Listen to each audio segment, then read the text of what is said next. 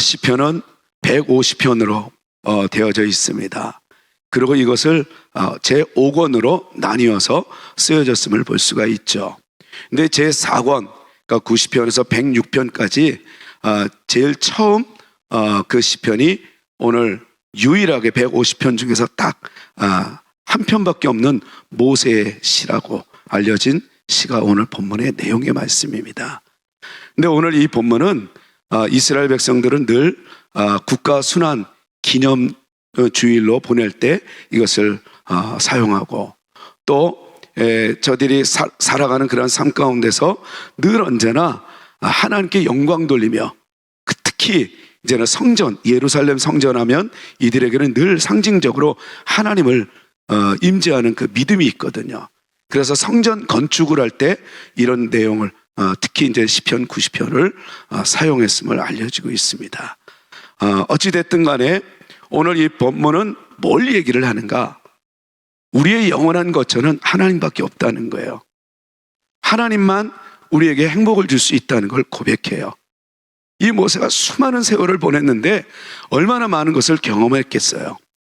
그런데 나를 평안하게, 나의 안식처, 나의 반석이신 여호와 하나님 외에 누가 나를 위로할 수 있고 평강을 줄 수 있느냐, 이렇게 고백을 하면서 시는 시작을 합니다. 우리 한번 1절 말씀을 한번 보겠습니다. 다 같이 시작. 주여, 주는 대대 우리의 거처가 되셨나이다. 그러니까 이 광야 같은 세상에서 우리 성도들의 진정한 그런 거처와 피난처는 오직 하나님밖에 없다는 고백입니다. 이것이 여러분들의 고백이기를 축복합니다. 그러면서 이제 2절서부터 쭉 마지막 17절까지는 인간은 너무나 이 헛되다는 거예요. 그리고 인간이 누리는 모든 이 시간들이 얼마나 빨리 지나가는지 모른다는 거예요. 이 또한 지나가리라, 이 또한 지나가리라, 이 또한 지나가리라. 그러면서 사람의 연약함과 창조주 하나님의 그 위대함을 대조하면서 본문은 써내려가는 걸 볼 수가 있어요. 이걸 왜 그럴까요? 그러니까 하나님을 잊지 말고 나를 잊지 말라는 거예요. 내가 누구인가를 잊지 않는 것이 지혜라는 거예요. 우리가 오늘 읽지는 않았지만 12절에 뭐라고 얘기를 하냐면 우리에게 우리 날 계수함을 가르치사 지혜로운 마음을 얻게 하소서 그래요. 그러니까 이 땅을 살아가면서 가장 지혜로운 마음은 자기 인생의 나를 계수하는 거라고 얘기해요. 하루하루 살아가도 이게 어떻게 살아가는지, 내가 얼마나 남았는지 이런 것들을 그냥 모른 채 막연히 살아가는 것처럼 이 헛된 인생이 없다는 거예요. 그러면서 내 삶의 주인은 하나님이심을 이 시인은 찬양하고 있어요. 그러면서 얘기합니다. 영존하시는 이 창조주 하나님의 그 위대하심.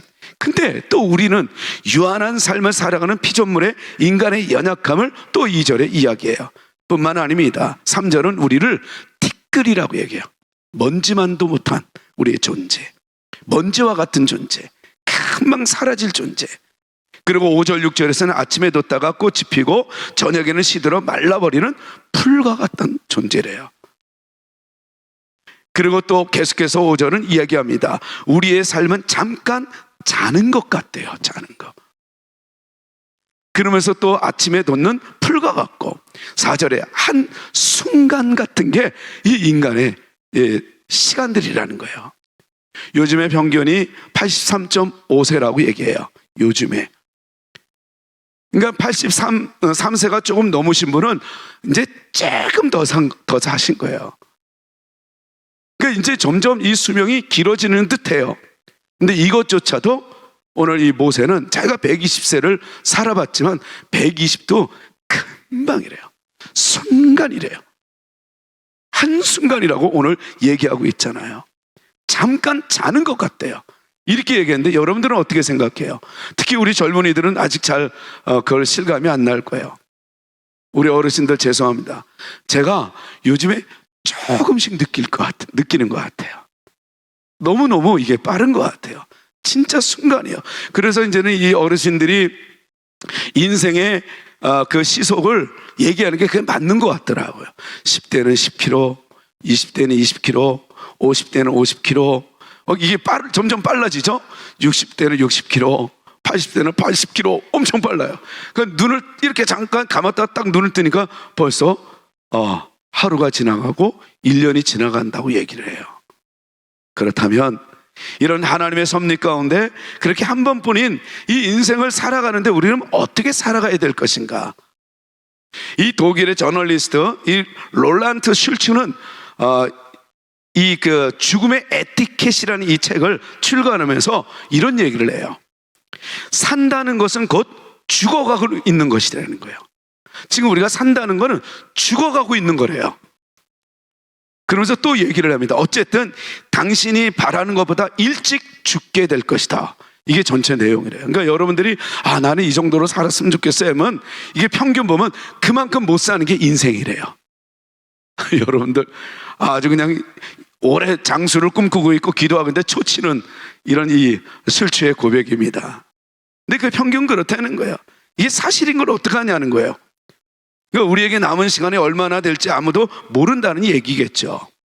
그리고 오늘 하나님만 아시는 이 인생, 그래서 시인 박유원은 이런 시를 얘기합니다.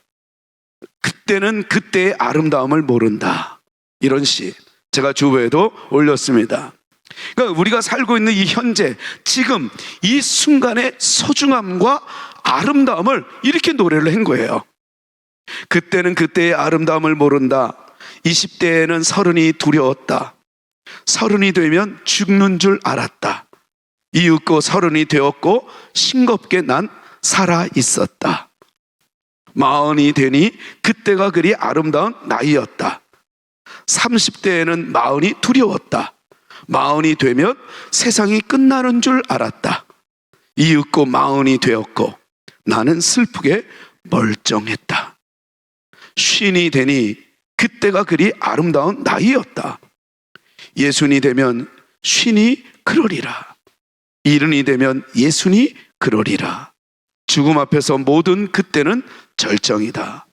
모든 나이는 아름답다. 다만 그때는 그때의 아름다움을 모를 뿐이다. 박유원 씨의 이 시를 어떻게 생각해요? 우리는 어쩌면 지금 이때가 가장 아름다운데도 아름다운 줄 모르고 시간을 보낼 수도 있어요. 20대에서는 30대가 두렵고 40대, 50대는 60대가 60대는 70대, 80대 이게. 근데 이 시인은 알고 보니까 그때가 참 아름다웠었다는 거예요. 사실은 전도서도 그 얘기를 했죠. 하나님이 때를 지으셨을 때 모든 때를 아름답게 지으셨도다 그래요. 모든 때가 아름답다. 그러니까 우리 인생에 있어서 가장 지혜로운 것은 여러분 잊지 말아야 될 것은 남은 날의 그 계수를 하는 거예요. 이걸 잊지 말라는 거예요. 그러니까 소중한 나날들을 아주 재밌고 즐겁게, 그러나 육체의 이 쾌감이 아니라 영, 그 다음에 마음, 정신, 그 다음에 육, 전인적인 행복을 경험하면서 누려야 되는 것이 이게 지혜라는 거예요. 그러려면 나를 함부로 보내지 않는 거라는 거예요. 나를 계수하는 자가 지혜롭다고 얘기를 했던 거예요. 그래서 나는 티끌로 나 자신을 알아야죠. 티끌로 온 존재, 나는 언젠가 가야 될 존재, 나는 언젠가 이 땅에서 이제 다 마무리하고 또 이제 정리해야 될 그런 존재, 이걸 잊지 말라는 거예요. 이걸 잊으면 사람들이 교만해지고 거만해진다는 거예요. 근데 이것을 잊지 않고 자기를 알고 그 다음에 이것만 알면 우리는 어떻게 해요? 허무주의로 빠질 수 있잖아요. 그러니까 그러지 말고 그런 나의 연약함을 위해서 이제 하나님이 직접 지으셨고 우리 죄 때문에 연약한 거지 죄가 없으면 우리는 얼마든지 또 하나님을 만날 수 있다는 거예요. 그래서 하나님이 예수 그리스도를 통해서 하나님을 만날 수 있는 길을 열어주셨잖아요. 그러니까 여러분들 우리 성도들은 얼마나 지혜롭고 얼마나 큰 축복의 사람들인 줄 아세요? 우리는 순간 지나가는 인생이지만 그거는 세상 믿지 않는 자들과 똑같지만 우린 다른 게 있어요. 우리에게는 영원한 하나님이 계시잖아요. 우리에게는 하나님이 계시잖아요. 오늘도 우리가 나들이 가면서 하나님이 지으신 그 삼라만상을 또 올 가을은 또 유난히 단풍이 이쁘다고 해요. 저도 지금 기대해요. 그런 것을 여러분 세상 사람들은 죽어가고 있기 때문에 그냥 마지못해 죽기 싫어서 그냥 여기도 가고 저기도 죽으면 끝이야 그러고 여기도 가고 저기도 가지만 우리는 아니에요. 우리는 지금도 누리고 앞으로도 누리고 또 영원히 누릴 존재입니다. 그래서 우리는 오늘도 가면서 하나님이 지으신 그 모든 선물들을 우린 기쁘게 누릴 줄 알아야 돼요. 그래서 헛된 세상임을 잊지 말라는 거예요. 그러나 헛되지만 하나님이 함께하는 우리의 인생은 행복한 세상이라는 것을 이야기하고 있다는 거예요. 그래서 모세는 줄곧 하나님의 그 위대함을 드러내 보이면서 마지막 17절을 이렇게 멋지게 그는 고백을 해요. 우리 다 같이 한번 17절 함께 보겠습니다. 다 같이 시작.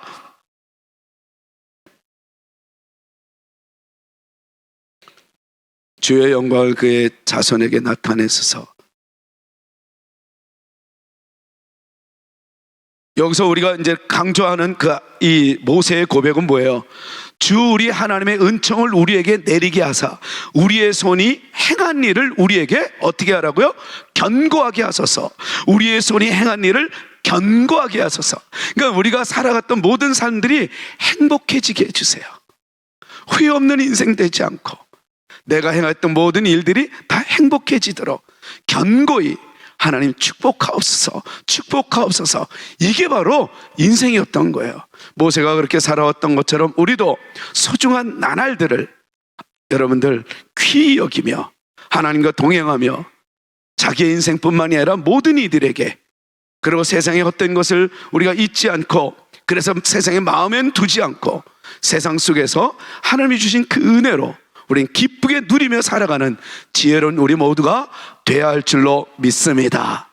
그래서 하루하루를 소중히 여기며 하루하루를 어떻게 한다고요? 축복하며 살아가는 저와 여러분들 되십시다. 우리 옆 사람에게 이제부터 내가 축복하며 살겠습니다.